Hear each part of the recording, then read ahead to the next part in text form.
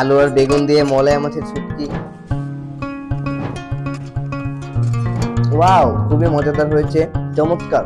আজকে রান্না হবে বেগুন আর আলু দিয়ে মলায়া মাছের শুটকি। প্রথমেই কড়াইয়ে তেল দিয়ে নিলাম, তারপরে সেই গরম তেলে আমরা রসুন দিলাম, রসুন কুচিটাকে একটু ভেজে নিতে হবে। তারপরে দিলাম পেঁয়াজ আর রসুন কুচি একসাথে কিছুক্ষণ ভেজে নিতে হবে।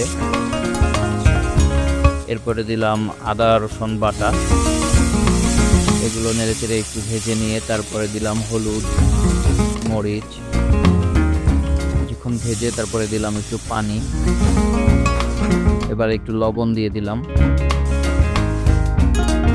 মশলাটা কিছুক্ষণ কষিয়ে এর মধ্যে প্রসেস করা শুটকিটা দিয়ে দিলাম, মলায়া মাছের শুটকি। তারপরে দিয়ে দিলাম আলু এবং বেগুন কুচি, যেটি আগেই রেডি করে রাখা হয়েছিল।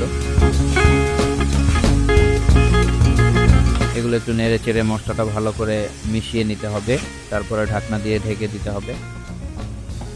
কিছুক্ষণ ঢেকে তারপরে আবার ঢাকনাটা তুলে নেড়ে চেড়ে আবার ঢেকে দিতে হবে। তারপরে আবার ঢাকনাটা তুলে আবার নেড়ে চেড়ে ভালো মতো কষানো হলে একটু পানি দিয়ে দিতে হবে।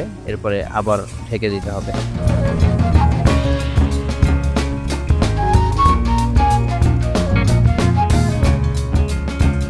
তো ঢাকনা তুলে আবারও একটু নেড়ে চেড়ে দেখতে হবে যে সেদ্ধ হলো কিনা। যাই হোক, সেদ্ধ হয়নি, এই জন্য আরেকটু পানি দিয়ে দিতে হলো।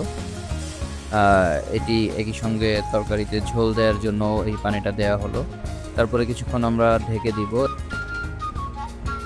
এরপরে দিয়ে দিব কাঁচামরিচ। রান্নাটা যখন প্রায় হয়ে আসছে তখন আমরা দিয়ে দিব ভাজা জিরার গুঁড়া, দিয়ে নেড়ে চেড়ে আবার ঢেকে দিব। কিছুক্ষণ পরে ঢাকনা তুললেই দেখা যাবে যে তরকারিটায় সুন্দর একটা কালার চলে এসেছে এবং ঝোলটা ঘন হয়ে এসেছে।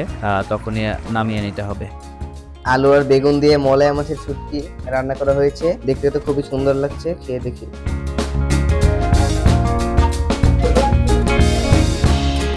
ওয়াও, খুবই মজাদার হয়েছে, চমৎকার।